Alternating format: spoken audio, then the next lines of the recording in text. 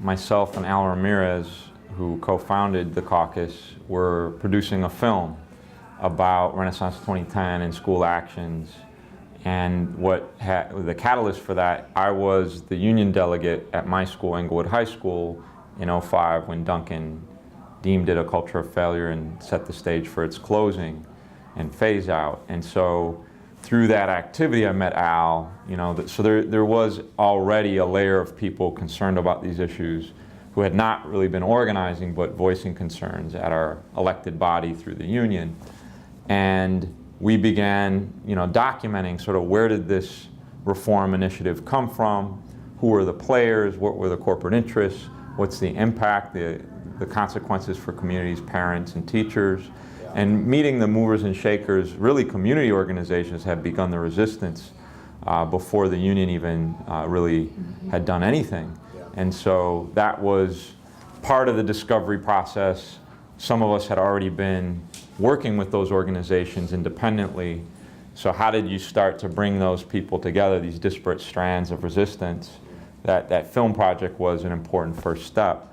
But it also, created an opportunity for us as delegates and leaders in our buildings to connect with our coworkers at the work site and coworkers throughout the system around the importance of fighting back on the school closures issue. And that really, I think, set the stage for creating a bigger community. We started, attending all the hearings on charter expansion, school closures, turnarounds. We started going to budget meetings that had never been attended by the union, let alone a rank and file member, asking tough questions, holding study groups around the district's finances, looking at their comprehensive annual financial reports, really gaining a lot of insight and understanding that we previously hadn't bothered to inquire about. And that allowed us also then to challenge leadership in more concrete ways. Why aren't we attending these community events that are in our interests in fighting back? Why aren't we having coalition tables to figure out ways to work together? Why aren't we attending these hearings and going to board meetings and challenging management and fighting back against the mayor and his policies and the corporate types that are behind them? And through that praxis, we had success at getting the union to sort of change its positions, and we had failures where the union, continued to fight against those changes. And, through that process of give and take, we made a determination at a key moment in '08 that, praxis wasn't working, it wasn't transforming our union sufficiently, and we had to create a whole new model. Yeah, I'm always weary of this question because it's, conditions create ideas, and Chicago's a very different landscape than Baltimore or other places. But what I will say, there were a lot of forces on the ground. In '04 you had the Kenwood Oakland Community Organization, who, hopefully you'll talk to G2 Brown or someone else from COCO, that was fighting Renaissance 2010 when it arrived. We don't really get up and running as a caucus doing that work until '06, '07. The caucus isn't officially formed until '08. So there was already, a emerging coalition in sort of a nascent form, even if it wasn't formalized, that we could work with on these issues. So you really could say '04 to 2010 is the period of time where people are gaining sort of the experience, the relationships, the ability to move program, to establish events, protests, challenge leadership on any number of levels, whether it's union, whether it's city leadership. So all of those things over a period of 6 years.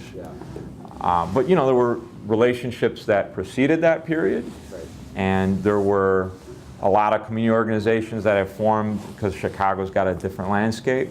There's local school councils where parents are elected. It's the greatest number of Black and Latina women elected leaders in the country. So those are different variables that can impact how fast or slow you're able to develop, something along the lines of what we did. So, contrary to the slanderous campaign of the right about the American labor movement being, kind of a bastion of coerced activity where big bosses, tell workers what to do, against their interests. You know, our unions are absolutely, despite their flaws, which there are many, the most democratic institutions that we have at our disposal in America. And so, you know, you don't have big money interests that influence the outcome of elections. Can you have corrupt practices? Can you have shady deals? Sure, you know, that's fair game in electoral politics. But what you do have that you don't have in the two-party system is workers themselves being able to shape their own destiny through their own institution that they control, manage, finance. So those are important aspects. And as a result, you have elected bodies.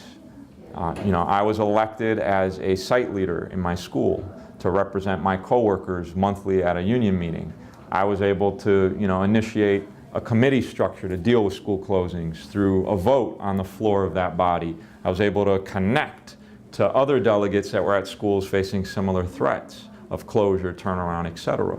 So that began a process where we started creating and building a broader community.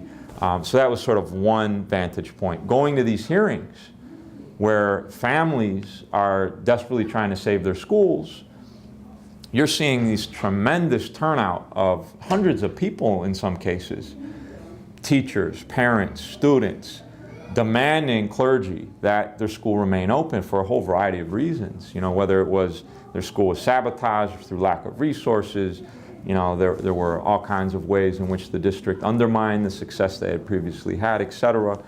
And through engaging in solidarity and connecting with those people in those spaces, creating lists, follow-up events, public education opportunities for, you know, anybody really. Yeah. You began to identify who were the unionists that you kind of wanted to draw into a project of transforming the union, who were the community and parent activists you wanted to draw into a coalition politics. And so we had to walk and chew gum with both of those projects simultaneously. Probably not very well, you know, like it's tough. I would, you know, the former president of the Puerto Rican Teachers Federation once told me, you know, sin prisa pero sin pausa. So don't go too fast, but don't stop. And I think those are words to live by. I do want to highlight and underline that we almost exclusively dedicated our activist time to this project. Like, we didn't do a lot of other things. You know, we weren't really engaged in anti-gentrification campaigns, even though previously many of us were, or anti-police brutality campaigns, many of us were, anti-death penalty. You know, there were a whole plethora of things that the emerging leadership of CORE were up to. And that shifted dramatically when we decided to do this and put our heart and soul into that effort. So, you know, I will say it was no shortage of, you know, real sacrifice, commitment, just, you know, a tremendous amount of activity that allowed for this to happen. I don't want to diminish that. But, you know, it was regular people like you and me doing it. It wasn't impossible. It's not, you know, pie in the sky. It's a very real thing for people to be able to pull off. There's a Maoist phrase of there are antagonistic contradictions and friendly contradictions. And I think that's a very useful framework to understand the dynamics where we have, you know, ideological, philosophical, strategic differences with union leadership. They are friendly contradictions. These are not the bosses. They don't own the means of production. They don't control the school district. While they may have cozy relationships with management, have lost their way, misuse dues money for the wrong reasons, all of that can be true. I think it's important to maintain an understanding that there are brothers and sisters who may have gone astray. And so that was our initial kind of understanding and effort to really collaborate and change and shift the union's direction rather than like go on the warpath and say, throw the bums out. You know, ultimately I think those efforts were unsuccessful, and that's why we had to take the course of running for leadership ourselves. So did the old guard, you know, attempt to co-opt and sort of minimize our efforts? Sure, yeah, absolutely that happened. Did they also adopt, some of our suggestions and proposals? Sometimes they had to because there was a Democratic vote in our delegate body to support a proposal or resolution that we initiated. So, I think it's a both-and situation, and you sort of have to make a decision what's enough, what isn't.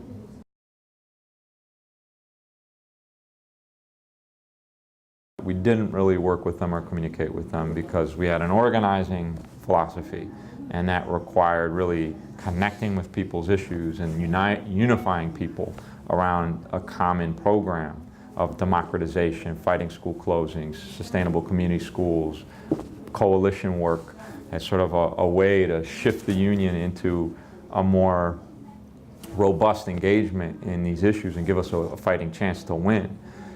So, our view was it's important to have an organizational line. Like, what are the positions, the campaigns you're running that connect with the broad interests of your membership? And then how do you engage, debate, and discuss and challenge leadership when they're not willing to be responsive? And having a strategy behind that that's not alienating to everybody else who's watching, but becomes sort of a lightning rod of relevant, strategic differences that people can opt in or, be a part of or help think through. So, we were very principled at the mics and not, reinforcing some of that bad behavior you're describing where, name calling, ad hominem attacks, kind of silly allegations that did not have an evidence base. It was instead, like I'd go to the mic and say, why are we giving so much money to this charter advocate in the state capitol? Like, that is a direct result of that is directly impacting school closings. So how do you justify that? If our position is truly to fight school closings, then why are we so inconsistent? Like, where is our political line as an organization to ensure fidelity to what this body desires as the union's official position? And so those kind of principled arguments won people over.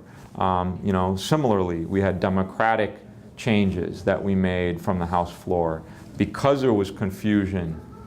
When there was a vote which was contentious as to which side won and lost, because you'd have a hand, count, and it looked pretty close, and people make mistakes, or you did a voice, all those in favor say aye, all those against, because Robert's rules say nay. And you heard more yays than nays, but the leadership at the podium would say it failed, right? So that created a crisis of confidence. And so we said, look, if we're a democratic institution, that's what our Constitution bylaws say, prove it. Let's have a division of the House when there is a contentious issue to ensure fidelity to the desire of this body as to what is the governing, position on any number of questions. And that was a popular position, right? Like, there were people on the other side of the fence in their caucus who agreed with us. They may not have liked the fact that they agreed with us, but it's on principle. Like, there were values that people share in democratic institutions like ours. So that was, I think, the really important way in which we navigated these turbulent waters.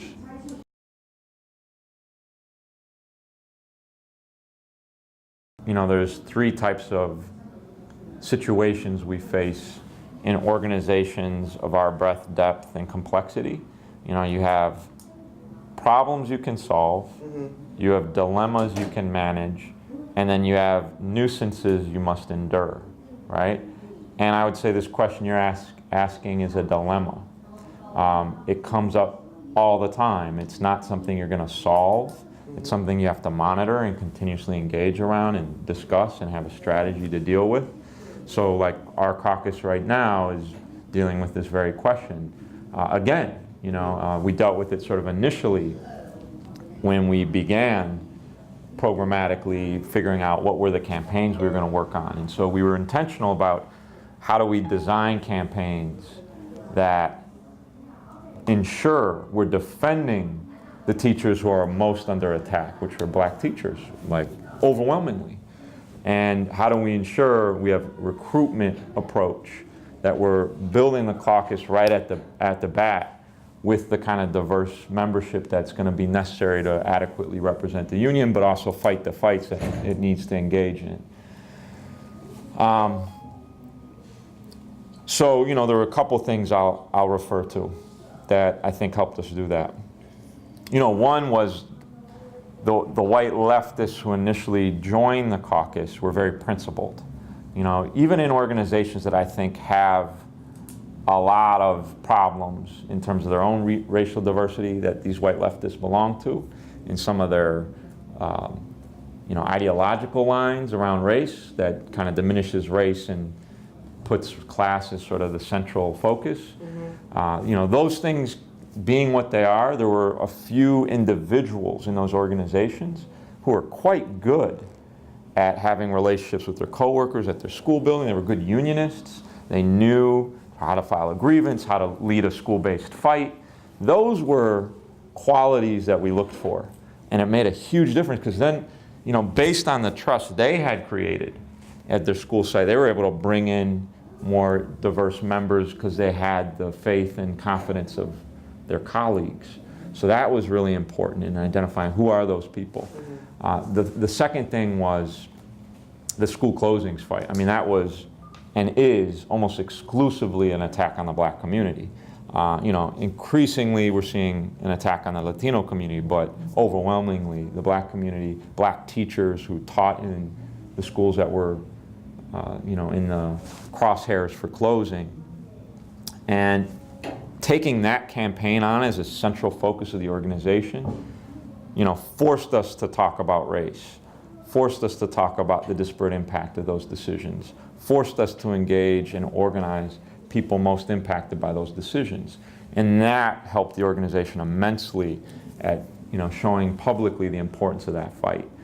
And it attracted a certain layer of people who were also wanting to engage in that fight, were impacted negatively by those decisions to join the caucus and participate in the coalition work we were developing. The coalition work was another important decision because we wanted, you know, to work with others, you know, that really reflect the diversity of our students and the communities they live in and the schools they depend on. And so that was a very intentional process of who are those organizations, what do they stand for, what are the principles of unity that we can build something around. So that was part two. I'd say part three, we led a campaign specifically to litigate using the EEOC, the disparate impact on black teachers of turnarounds in particular and school closings. And so while that didn't win us any court decisions, it won a lot of respect from black teachers in the union that, you know, we were willing to file lawsuits on behalf of black teachers when the union wasn't. And that was an important campaign. And we, you know, did research and showed how this disparate impact was actually racist. And that was helpful in terms of polarizing, mobilizing, and exposing what was going on.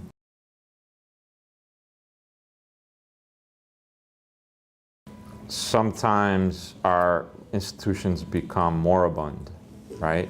Because we don't use them properly. And then we are inaugurated into a culture that's, you know, ossified and not doing what it was designed to do. And so we're actually in part responsible for that outcome, right? Where do we see ourselves in the result? And that was part of our self-education process in CORE was, okay, why aren't we able to be effective in this body? Let's like study the Constitution bylaws. What actually are the ways in which this body is governed? Let's actually absorb and understand Robert's Rules of Order. What rights do we have to make amendments to motions, to challenge the ruling of the chair, to, you know, revisit questions that were shot down in a previous meeting that really need to be resurrected. Those are the things that we can do, but we have to like become familiar with how to do it.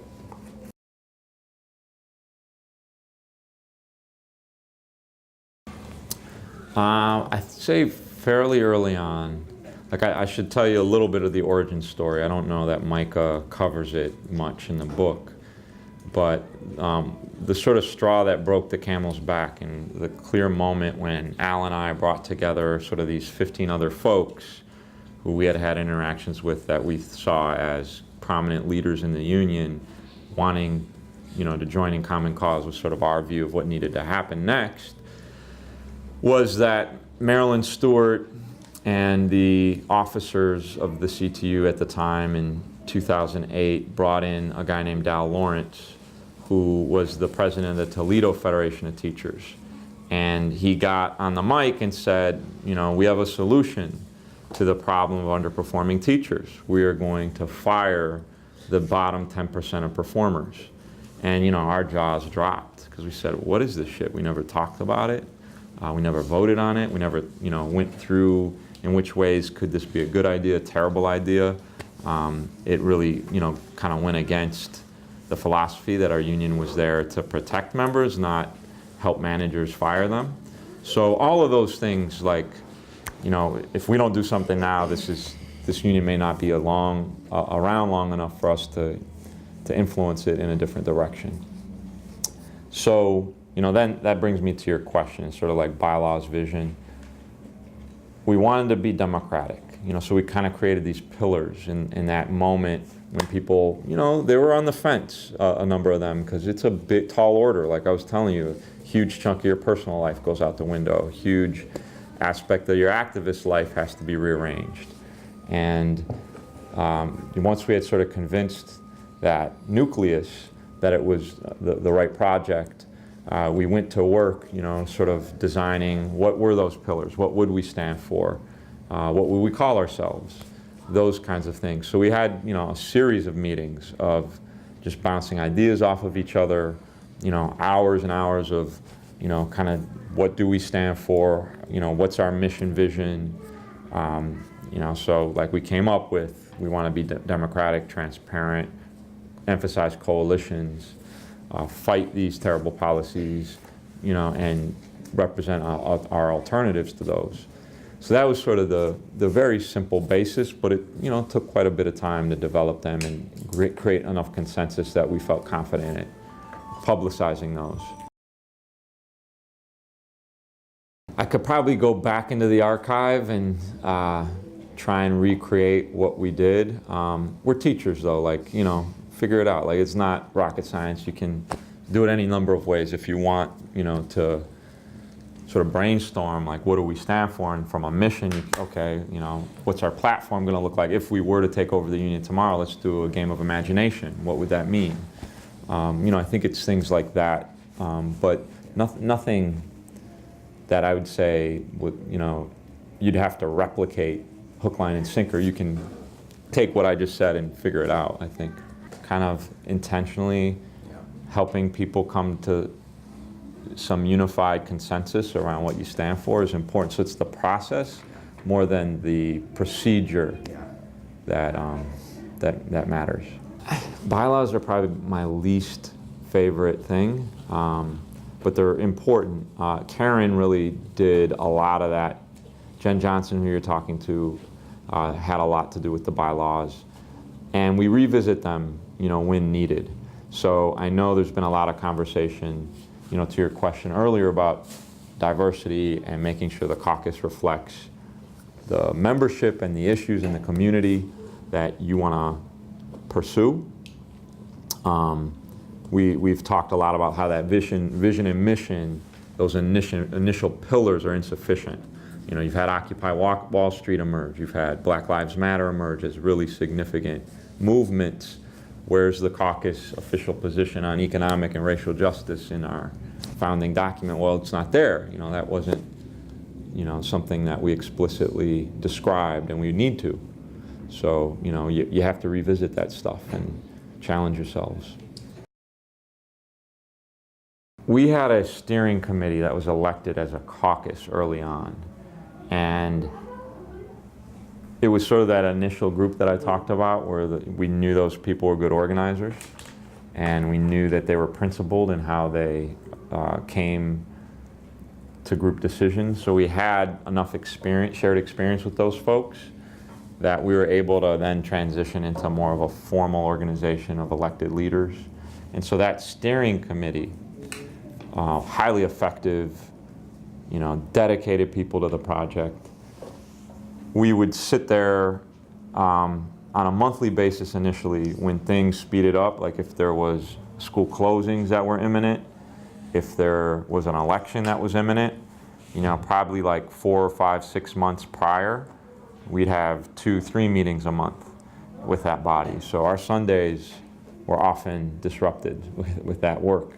And we get together, have lunch, and go through like who's doing what.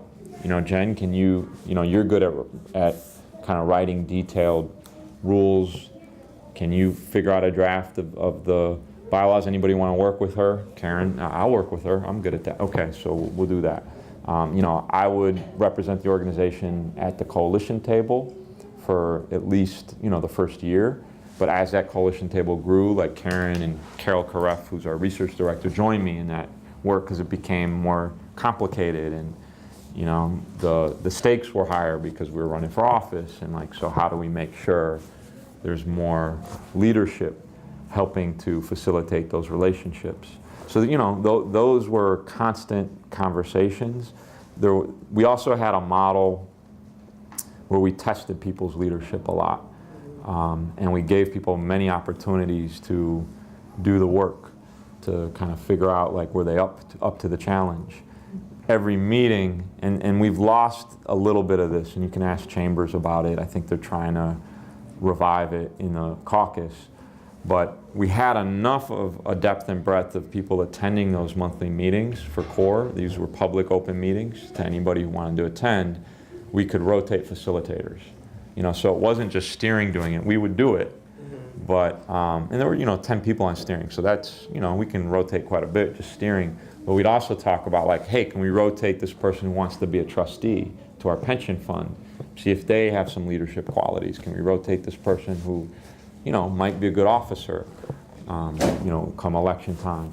Can we rotate this person who seems to have some organizing chops and might help us divvy up the schools when it's time to run for office? And help assign Karen and the officers to different school sites so that we're being strategic in those assignments. So those were, I can't remember all of the detailed decisions that connects to that question, but there were a ton, no shortage of those. So yeah, this was a shoestring operation, right? So my buddy, childhood friend, was a web designer. I went to him and said, hey, can you create something that those of us who are not savvy at website design can just post stuff and take it down? And so he created a virtual site on a WordPress, off a WordPress site, like a blog spot type thing. And that became our website, and it was easy for us, those of us who weren't as savvy as him, to just be able to post and remove. Down the line, we were able to identify a CORE member who did have those skills. And so as we grew, more of those people came into our orbit, and we were able to plug them in. And we had a newsletter, a bulletin. We'd hand it out at house meetings in particular, but extra copies that went to schools. We had a bin structure, so 5 points of the city in strategic geographies. A member would volunteer to put a bin on their porch, and they, put a cover on it, and anybody in that region could come and get flyers and newsletters and distribute those. Yeah. It's about distributed leadership. That's how we won that election in 2010. You had the old guard, 4 officers, controlling the message, controlling their schedule, requiring that every school visit they did together, so as not, because they didn't, trust that they didn't have an organization with the breadth and depth of CORE. We said, all of our key leaders, officer candidates or not, let's fan out. And we hit, 500 schools that way, while they were stuck at 50, We just ran circles around them.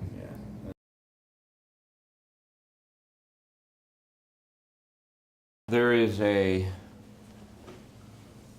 layer of our members who, have moved or grew up in the outskirts of the city. They tend to be predominantly white, who have neighbors, family members, husbands, or wives who are police officers. Mm-hmm.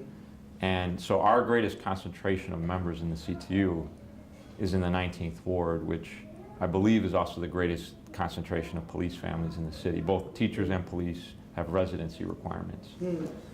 So, you know, our leadership took the position, the right position, that, you know, the Laquan McDonald murder had to be condemned in no uncertain terms. Mm-hmm.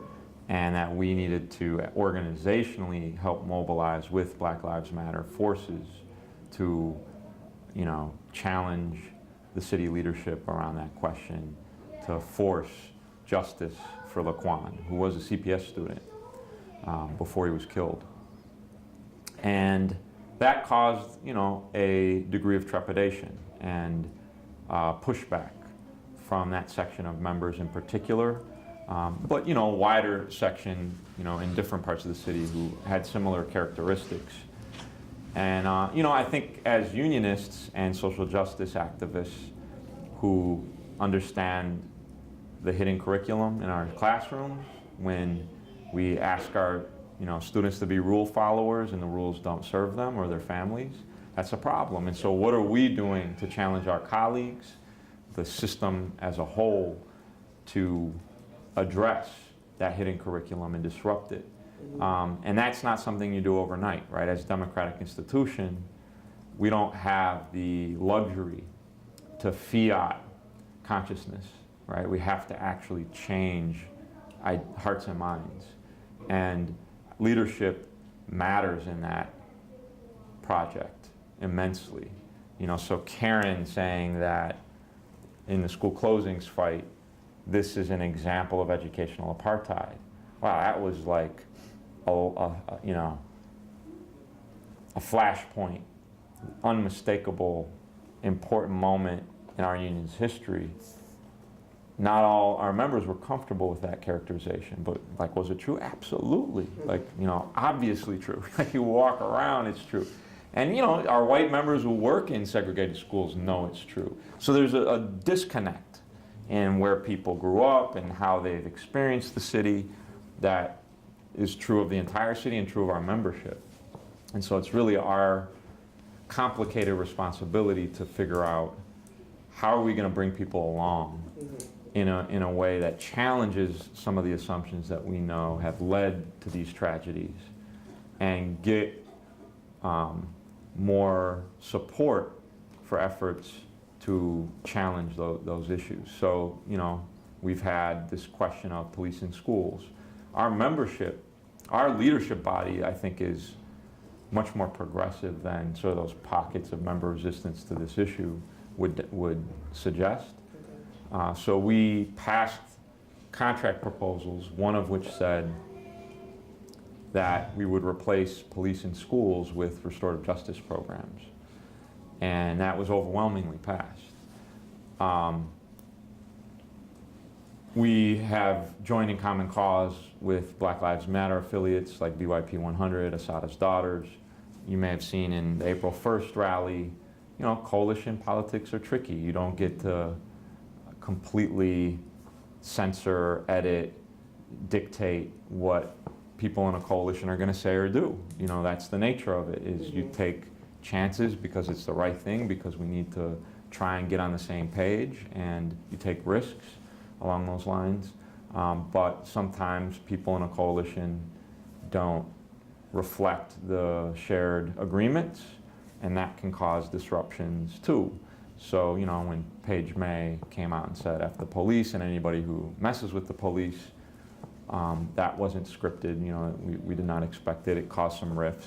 Will we, you know, be able to, I think, have a better understanding in the future around, like, what are the shared vision, mission, platform, ways in which we can collaborate on these and other issues? Sure.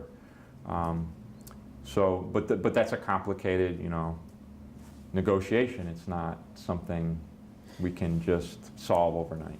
I think we would argue that it would have to be a greater dedication of resources to make those programs function at a high level, that just a transfer of the police money into that is not sufficient. We're saying this isn't effective, this leads to the school prison pipeline, this is criminalizing our youth, Black and Latino youth in particular. And if we are really committed to their lives and their opportunities in the world, then we need to address how these kind of ineffective draconian policies are not helping. And so, yeah, that means reducing the police budget in favor of something else that we think is more effective. So this is like, speaks to the FOP stuff too, like what's our relationship with the police union? I mean, it's bad, it's terrible, we don't have one. We used to. Mike Shields, who preceded this, Dean Angelo, who's the current FOP president, was much more willing to talk about the lack of investment in communities as a reason why there was such a homicide crisis and the drug war and things of that nature. And so he was interesting and sort of leaning to the left on some of these major issues, but he got voted out of office because he made a big mistake in contract negotiations. And this guy came in who's been an apologist for Laquan's murderer and has actually put him on payroll for the FOP. So they've got a hired murderer that they're defending and using resources to protect. So Karen has spoken out about that and how outrageous and unbelievable it is. I don't think there's any way, shape, or form that CTU could have a formal relationship with an organization like that at this stage. That's my personal opinion. We don't have like an organizational official position, but we certainly are not making an effort to mend fences at this stage.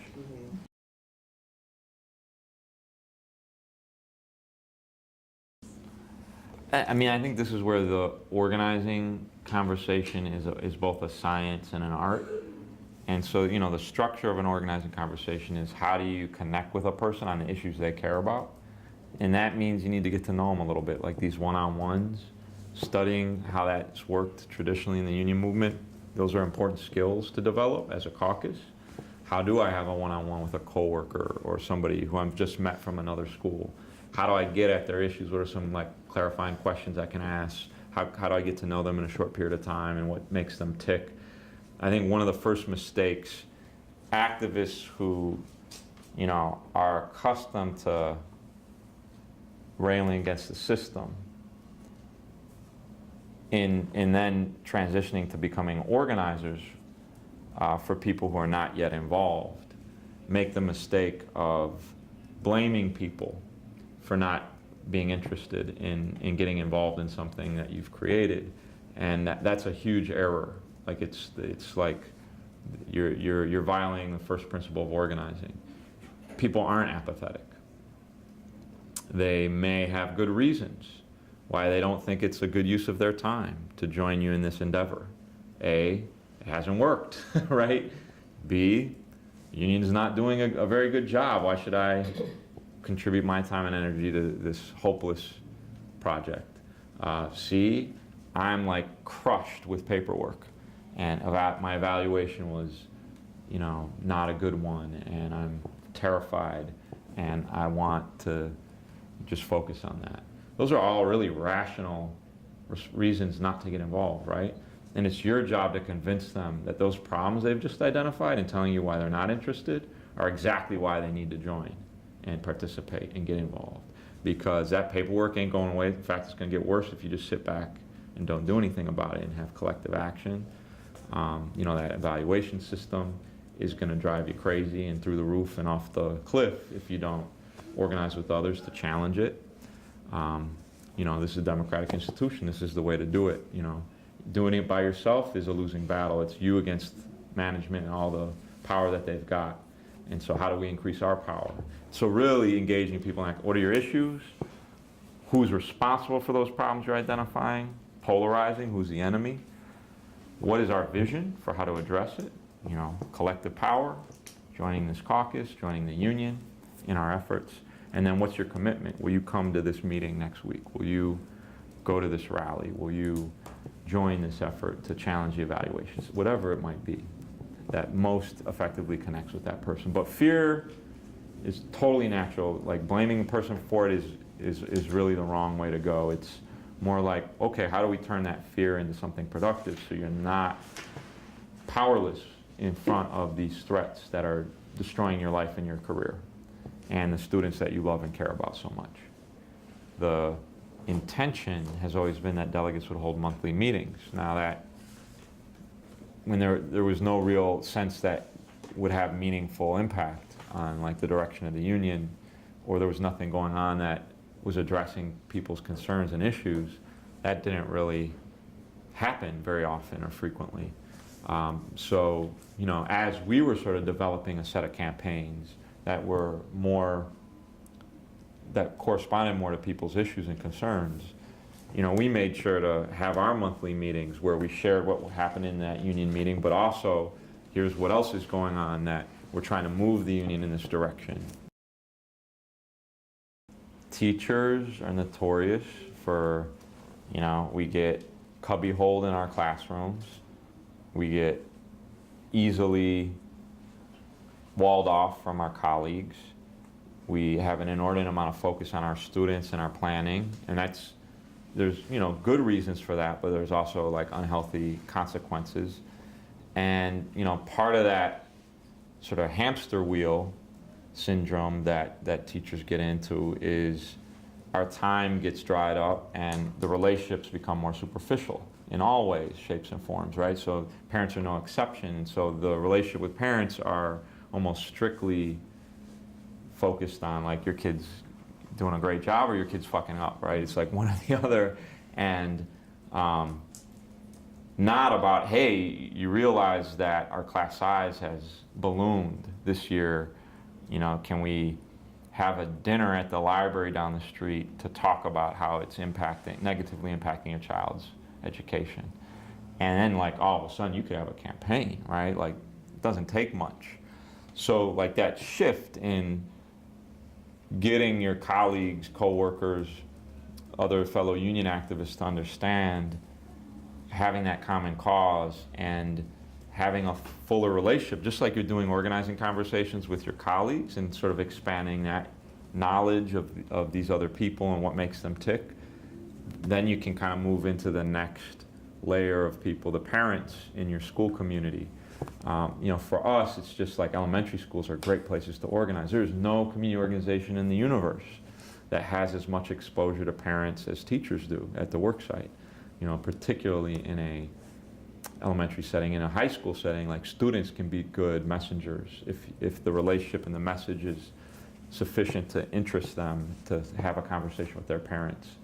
But, you know, our members, it took a while to get here, but as a caucus we did it, you know, creating literature that is popular in its style, language, accessible, you know, connects with parent community organizations, where we design it collectively with those forces rather than independently, and then, you know, do some informational leafleting in front of the building in the morning or after school, after you clock out. That's First Amendment activity, right? Mm-hmm. Teachers, you know, because the rule followers think, oh, I can't do that.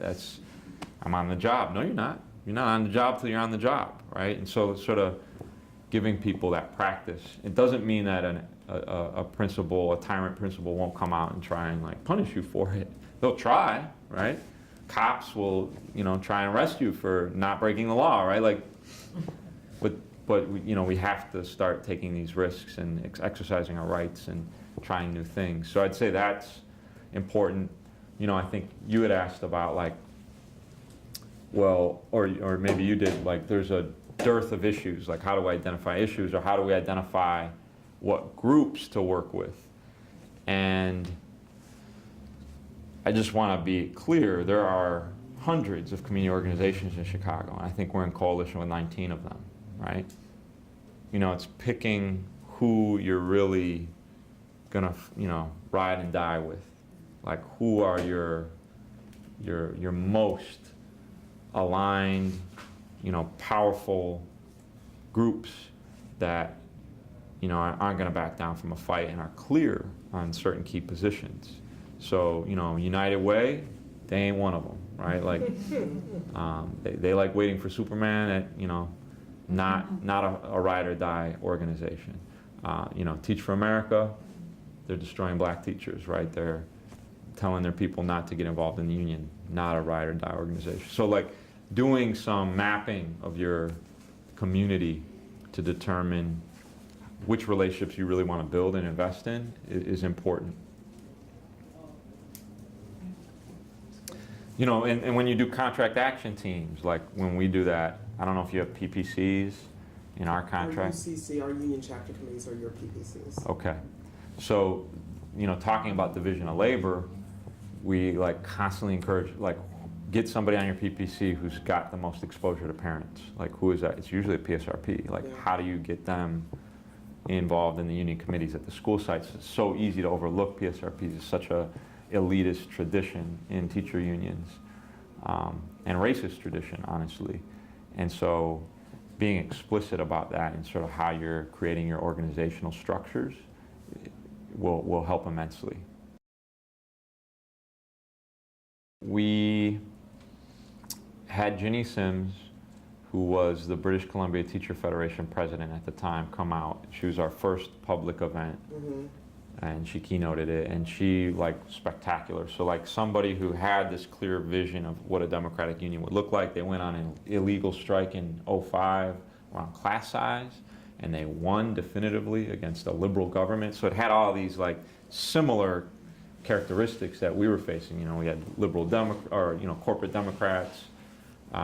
We had, you know, all of these restrictions on our bargaining rights. So it was useful. We had this moribund, you know, union leadership. It was useful to have somebody who could like just show another world was possible and demonstrate that collective action could work for rank and file people to, you know, kind of take over their own institutions, take back their own institutions. After that, we did a bunch of reading and study.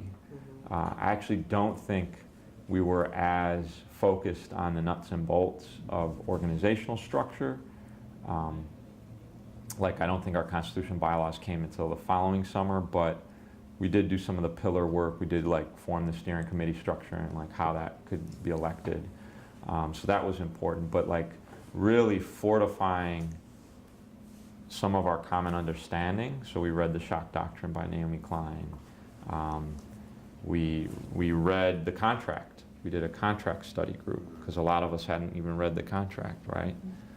And that was hugely important and you know, create a lot of insights and things of that nature. And then for GEM, you know, I played probably the main role in like bringing together G2, Pauline, Alejandra Ibanez, who headed up the Pilsen Alliance. I sat on that board. There were a number of us who like were in those community groups before we were involved in the union or in CORE. And so we brought all those groups together for like a panel discussion. And it was really to ask the question, we're forming this caucus, you know, what do you think would be an effective model of coalition work around education justice issues? And that conversation, you know, led to some key coalition building efforts in the fall. What is GEM? Grassroots education movement. And it's undergone some transitions, so like it's different. The community coalition is different than it was when we were rank and file and just the caucus. We, you know, made some decisions to narrow the criteria so that some groups that took up a lot of space and had a lot of good ideas but didn't have, you know, any kind of membership were not part of the coalition once we transitioned to the union, because it was just interfering with our ability to make real decisions, people who actually, with organizations that represented real people. Yeah. It's really important to have allies who aren't afraid to tell you when, you know, when you're messing up and that you're not living up to your values, or when, you know, they disagree with different positions you take. It's really important to have that. Like in the Baltimore Teachers Union, it's really like Marietta and then like 5 field reps, I guess, where the people are like full-time. Yeah. We got employed. about 5 field reps and then a bunch of other like staff people. Yeah. How many We don't have members? a single organizer. How many members? 10,000, and that's 6,000 teachers and 3,000 and change paraprofessionals. Okay. So we're at like 30,000 members and we have about 50 full-time employees. So how much are your dues, your monthly dues? 45 and change. $45? Yes. So that For you- a period. Yeah, your dues are very low. So our dues, being what they are, we can, afford to hire more organizers, researchers, et How much cetera. are yours? Right. They're, a little over 100 a month. So It's not that big too of a much a difference. difference. 15%.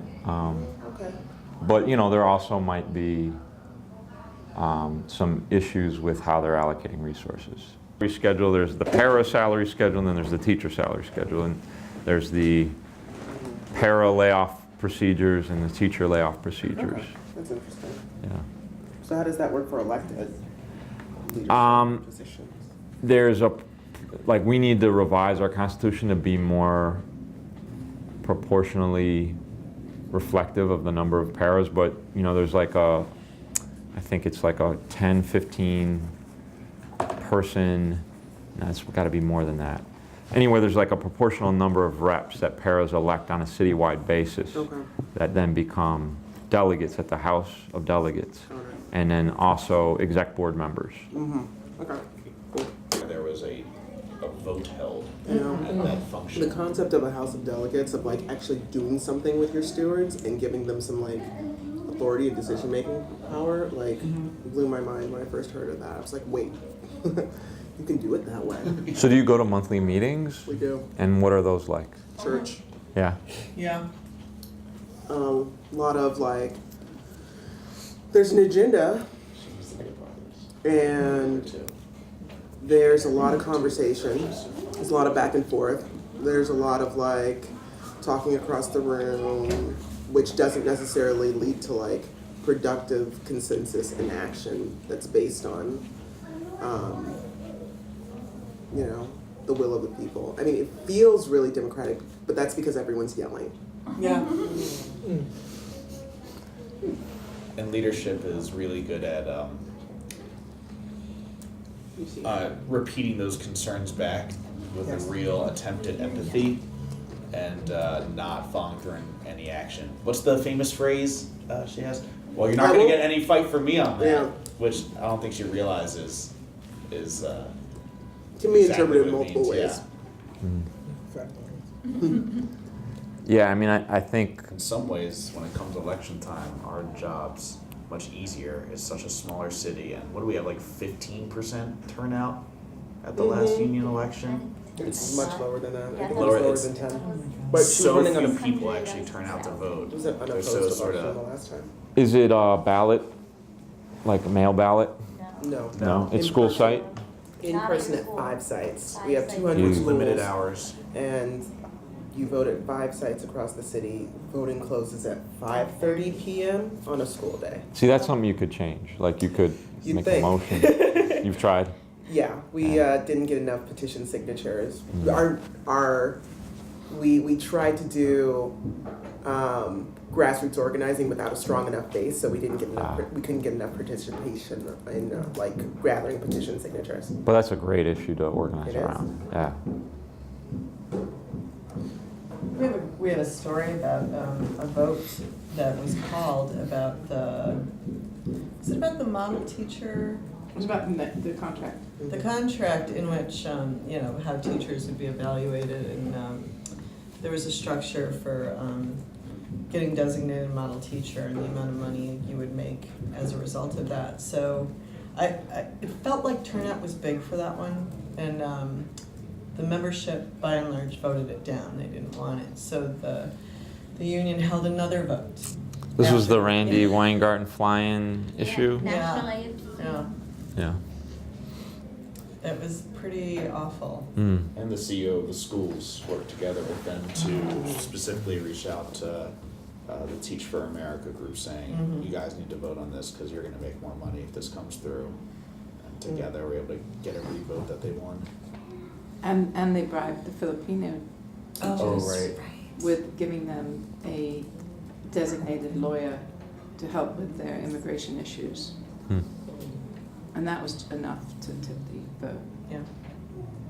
They really did sell a false bill of goods to teachers, and I think that like it was very the resistance to it was weak just because the union and the district were collaborating on it so strongly and bringing in so many outside voices.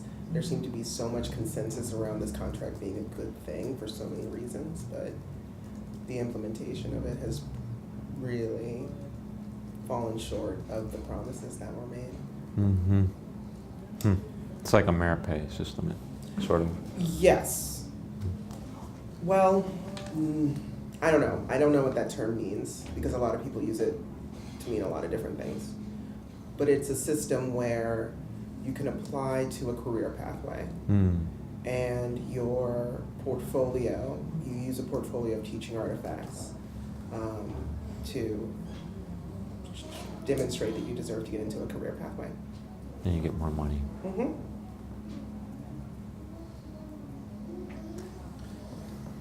Yeah, part of me is feeling like there was such a polarizing and major issue in Chicago with the school closings and the amount of organizing that had already been done around it. And that also happens to Baltimore, not to as large of an extent, and there seems to be less resistance than what I heard about in Chicago from the community organizations. But it just has me thinking and wondering and brainstorming about like what is our issue or main issues that's going to really have community organizations and teachers like fire it up like that's something I need to be a part of, Mm-hmm. and I don't have.